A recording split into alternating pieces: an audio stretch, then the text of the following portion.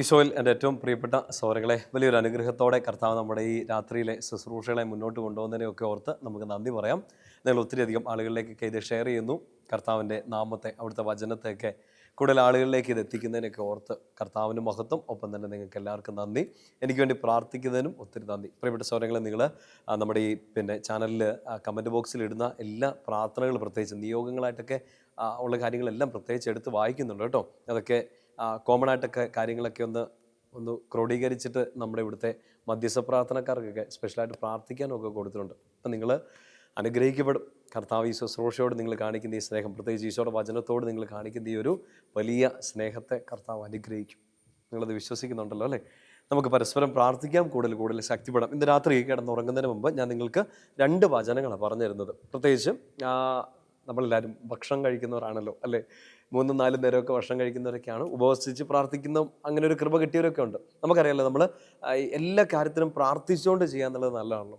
അപ്പോൾ ഇന്ന് പറഞ്ഞു തരാൻ പോകുന്ന കാര്യം ഇതാണ്. നമ്മൾ ഭക്ഷണം കഴിക്കുന്നതിന് മുമ്പും ഭക്ഷണം കഴിച്ചതിന് ശേഷവും പ്രാർത്ഥിക്കാൻ 2 വചനങ്ങൾ, കുഞ്ഞ് 2 വചനങ്ങളാണ്. ഒന്ന്, ഈശോയ്ക്ക് നമ്മൾ കഴിക്കാൻ പോകുന്ന ഈ ഭക്ഷണത്തെ സമർപ്പിച്ചുകൊണ്ടൊരു വചനം, ഒപ്പം തന്നെ അത് കഴിഞ്ഞിട്ട് നന്ദി പറഞ്ഞുകൊണ്ടുള്ള ഒരു വചനം. ഇത് 2 കാര്യങ്ങളും നമ്മൾ സങ്കീർത്തനങ്ങളിൽ നിന്നാണ് പഠിക്കാൻ പോകുന്നത്. ഭക്ഷണം കഴിക്കുന്നതിന് മുമ്പ്, ഇന്നിപ്പോൾ ഓൾറെഡി നിങ്ങളുടെ അത്താഴമൊക്കെ കഴിഞ്ഞെന്ന് തോന്നുന്നു, നാളെ മുതൽ ഭക്ഷണം കഴിക്കുന്നതിന് മുമ്പ് ഈ വചനം ഒന്ന് പറഞ്ഞ് പ്രാർത്ഥിക്കുന്നത് നല്ലതാണ്. 145 സങ്കീർത്തനം, അതിൻ്റെ 15ഉം 16ഉം വാക്യങ്ങളാണ്. Psalm 145 verse 15 and 16. ബൈബിളൊന്ന് എടുക്കാം, ഒന്ന് അടയാളപ്പെടുത്തി ഇടുക. നിങ്ങൾ പ്രത്യേകിച്ച് നിങ്ങളുടെ കുഞ്ഞുങ്ങൾക്കൊക്കെ ഇത് പറഞ്ഞു കൊടുക്കുക. ദൂരെ ആയിരിക്കുന്നവർ, ഹോസ്റ്റലിൽ താമസിക്കുന്നവർ, അവർക്കെല്ലാം ഈ ഒരു വചനം പ്രത്യേകിച്ച് ഒന്ന് പറഞ്ഞു കൊടുക്കുന്നത് നല്ലതായിരിക്കും. ഞങ്ങൾ അച്ഛന്മാർ ഞങ്ങളുടെ കമ്മ്യൂണിറ്റിയിലൊക്കെ സെമിനാരിയിലും ഒക്കെ ആയിരുന്നപ്പോഴും എല്ലാം ഞങ്ങൾ ഭക്ഷണം കഴിക്കുന്നതിന് മുമ്പും ഭക്ഷണത്തിന് ശേഷമൊക്കെ ഒരു സ്പെഷ്യൽ പ്രെയറൊക്കെ ഉണ്ടായിരുന്നു. എല്ലാം ഇംഗ്ലീഷിലായിരുന്നു. ഇപ്പോൾ നമുക്കെല്ലാവർക്കും വേണ്ടി നമുക്കെല്ലാവർക്കും പ്രാർത്ഥിക്കാനുള്ള 2 വചനങ്ങളാണ്. 145 സങ്കീർത്തനത്തിൽ അതിൻ്റെ 15ഉം 16ഉം വാക്യങ്ങളാണ്. എല്ലാവരും അങ്ങയിൽ ദൃഷ്ടി പതിച്ചിരിക്കുന്നു, അങ്ങവർക്ക് യഥാസമയം ആഹാരം കൊടുക്കുന്നു, അവിടുന്ന് കൈ തുറന്നു കൊടുക്കുന്നു, എല്ലാവരും സംതൃപ്തരാകുന്നു. ആ വചനത്തിൻ്റെ അർത്ഥവും നമുക്ക് പിടികിട്ടുന്നുണ്ടല്ലോ അല്ലേ? അവിടുന്ന് കൈ തുറന്നു കൊടുക്കുന്നു, എല്ലാവരും സംതൃപ്തരാകുന്നു. നമ്മൾ കഴിക്കാൻ പോകുന്ന ഭക്ഷണത്തെ ഈശോയ്ക്ക് സമർപ്പിച്ചുകൊണ്ട് ഇങ്ങനെ പ്രാർത്ഥിക്കും: കർത്താവേ, ഇത് അങ്ങ് തന്നതാണ്, അങ്ങ് കൈ തുറന്ന് തന്നാണ്. എൻ്റെ അധ്വാനം ഇവിടെയുണ്ട്, എൻ്റെ പ്രയത്നങ്ങൾ ഇവിടെയുണ്ട്, പക്ഷേ അനുഗ്രഹം തന്നത് അങ്ങാണ്. 16ാമത്തെ വാക്യം ഒന്നുകൂടെ ശ്രദ്ധിച്ച്: അവിടുന്ന് കൈ തുറന്നു കൊടുക്കുന്നു, എല്ലാവരും സംതൃപ്തരാക്കപ്പെടുന്നു. ഈ വചനം വായിച്ച് ഒരു പിതാവിൻ്റെയും പുത്രൻ്റെയൊക്കെ ചൊല്ലിയിട്ട് നിങ്ങൾ ഭക്ഷണം കഴിക്കുക. നാളെ മുതലുള്ള മീൽസൊക്കെ അങ്ങനെ ആവട്ടെ. കർത്താവിൻ്റെ വചനം അനുസരിച്ച് ഒരു ജീവിതം, എല്ലാ കാര്യങ്ങളും പ്രാർത്ഥനയോടുകൂടി ചെയ്യാൻ വേണ്ടിയിട്ട് നമുക്ക് അങ്ങനെ സാധിക്കും. ഭക്ഷണം കഴിഞ്ഞതിന് ശേഷം ഒരു പ്രാർത്ഥന കൂടെ ചെല്ലുന്നത് നല്ലതല്ലേ? ഈ എമ്പക്കം ഇടുന്നതിനെക്കാട്ടും അല്ലേ? 107 സങ്കീർത്തനത്തിൽ അതിൻ്റെ 8-9 വാക്യങ്ങളാണ്. Psalm 107 verse 8 and 9. ഭക്ഷണം കഴിച്ചതിന് ശേഷം ഈ വചനം പറഞ്ഞ് പ്രാർത്ഥിക്കുന്നത് ഒത്തിരി അനുഗ്രഹമാണ്.